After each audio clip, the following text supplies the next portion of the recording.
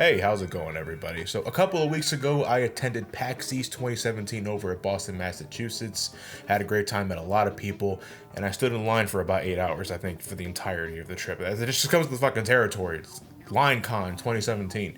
But the reason why I stand in those lines is so you can get a sneak peek of some upcoming games, and one of the venues they had, which I only found out about the day before the event started, which goes to show how much I checked the actual fucking website, was Crash Bandicoot, the N.Sane Trilogy. This was announced months ago, and I know strange I didn't do a reaction video for it. I did something for Sonic Mania, and I fucking orgasmed like 20 times during that video, but I was conspicuously silent for Crash Bandicoot N.Sane Trilogy, and you know what? I have no solid reasoning for that. I just flat out forgot to do one.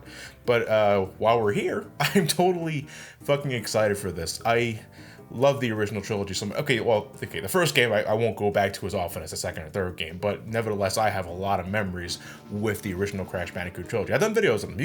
You probably know this already, but to see Crash Bandicoot get Ratchet and Clank-esque remasterings on the PlayStation 4, that caliber of technical finesse and looks and sound that you can achieve with that console blows my mind, and sure enough, I am absolutely ecstatic from what I've seen so far, and just love it. Look at it. I like, one of the things I'm most excited for about this is that if this does really well, if this introduces a new generation of players to Crash Bandicoot, the shit that I played with in the late 90s when it wasn't, Mario or maybe something from Rare, this could revitalize Crash Bandicoot to maybe a status he flourished in the late 90s. Well, or not, it could be just a one and done deal, but I'm still happy for it because, Crash Bandicoot's fate after the PlayStation 2 era was highly unknown.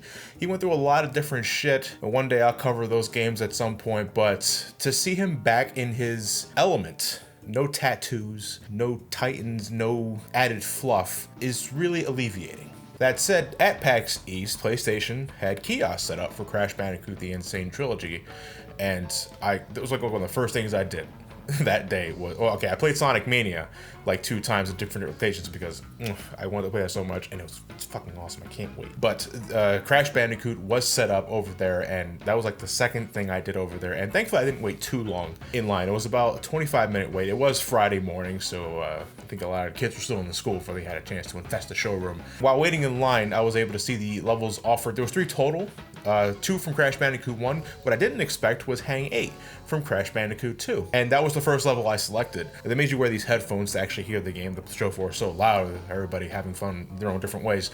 And I was able to hear a lot of things. I thought the music sounded great, spinning through enemies that sounded just as classic as it did in the 90s, breaking boxes. Everything was on point, which was good. As for looks, you could watch trailers, you could see that for yourself. I think the games look great. Admittedly, I thought there are some things that looked muted compared to the original PlayStation 1 games, which, that was a result of the limitations from the day. You can't render these kind of graphics, obviously, on a PlayStation 1, so to compensate, especially with a cartoonish character like Crash Bandicoot, certain things just pop, and Crash, amongst everything else in those games, was the one that you saw the most. It was this bright orange fur, foliage and fauna, all that sort of shit, and with the N.Sane Trilogy, they're obviously going for more realistic lighting. I want to say aesthetic because it's clearly still cartoon all over the place. Like, you can still convince me that Naughty Dog made these graphics and shit like that. But the coloring seems to be dynamic because they're using what looks to be a more realistic lighting edging. I'm not going to pretend I know what the fuck is this and what the fuck is that, pre-baked occlusion setting and shit like that. It had a flashback to my arms today just saying those words. But the end result is something that doesn't immediately smack you in the face like the original games. But, after like 30 seconds of running down the linear hallways, that was like on the back of my mind. Everything else just sort of clicked as I went along, and I was able to appreciate more of the added details and things they could do with the technology they have today. Now, what I was wondering about the most as I was waiting in line and I was seeing people either go back to their favorite Orange Bandicoot from the days of PlayStation 1 or just try and Crash Bandicoot out for the first time was whether or not did he control the same as the previous games, and was it different between each games? Because Crash Bandicoot, he was a heavy motherfucker in the original game, and they spruced that up and it became better for Crash Bandicoot 2 and 3. Was it the same case with the N.Sane Trilogy for the sake of being really meticulous with that sort of detail, Or would they create one control scheme that was shared beyond all 3 games? And it's the latter. Crash in the Crash 1 remake controls about the same as Crash 2. That said, it is different altogether compared to all 3 games from the PlayStation 1 era, and it tripped me up a few times. You know, I was waiting in line with Anthony, AntDude. You check his channel out. He was in my Sonic Advance Trilogy video, and we agreed that, you know, we weren't expecting Hang 8 to be a part of the kiosk. We was like, well, it's Crash Bandicoot 2. I fucking love Crash Bandicoot 2. We should go, let's speedrun it. And our goal was to, you know, see who can outrace each other in the level, and that ended up not happening because I suffered 2 deaths altogether in the Hang 8 level because it wasn't one-to-one the same from the original game, and it threw me off. It was 2 things. I think the most important thing was Crash's sense of weight, where it's just, this is so hard to explain, but when you get a feel for the character, you know, maybe after a few minutes, you get an idea of how much this character's going to move when you tilt the analog stick or move the D-pad. And I was so set on thinking it was going to be from the PlayStation 1 that I just couldn't adjust like that. And I ended up, you know, maybe just falling off the level. I drowned both times. I couldn't get it right at the moment. Secondly, and this more has to do with the graphics engine, but one of the things that helped me with positioning in the original trilogy was actually Crash's drop shadow. In the original games, because of limitations, it was just a black circle. But it helped when determining when's the proper time to jump off of this platform and where exactly will I land on the next platform. In the N.Sane Trilogy, it's just a realistic shadow. It's something that they can do nowadays because they have the technical finesse to do so.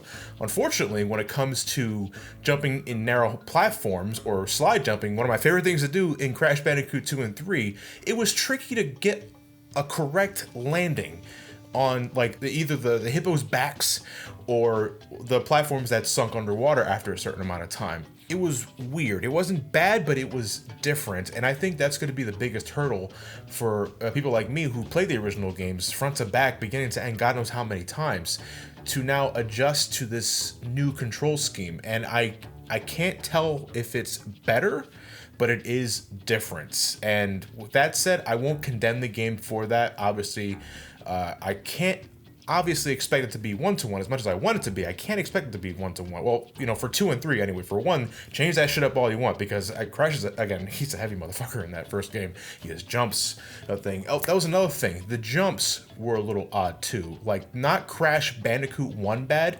but, you know, one of the things that I saw a lot of people trip up over with the Hang 8 level was near the beginning of the stage where you're jumping on these stone pillars. You can kind of see it in the trailer footage too, where you're jumping over the stone steps to get to the second elevated level of Hang 8, and people were, honest to God, having trouble with that. They were undershooting their jumps, and they couldn't get over the ledge on their first try. And I did that too. It happened to me like 2 or 3 times, because I think more than ever, the jumps are pressure sensitive, and you really gotta fucking pound that X button to get over the hurdles, which was odd. So I played Hang 8 the first time, and I had to wait until like Sunday to go back to play another level, because by Saturday you had to make reservations to play the game. So many people were trying to get inside the kiosk at the same time. They're like, just calm your tits, you gotta put your name here. And I was like, I don't want to do that. Can I just please play the game? I gave the guy like the biggest puppy dog guys, and he was very nice to me, and he said, yeah, sure, go right ahead. It was only like a 15-minute wait. Thank you very much. But I played Insanity Beach. They had 3 levels altogether. They had Insanity Beach, they had Hang 8, and they had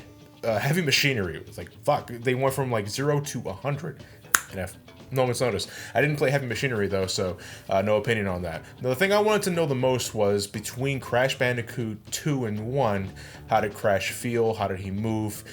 They're primarily the same thing. Again, goes to show that they're going for one consistent control style here, which I appreciate, but whether or not it's better than the original remains to be seen. I didn't have much time for it. But I was able to get the gem.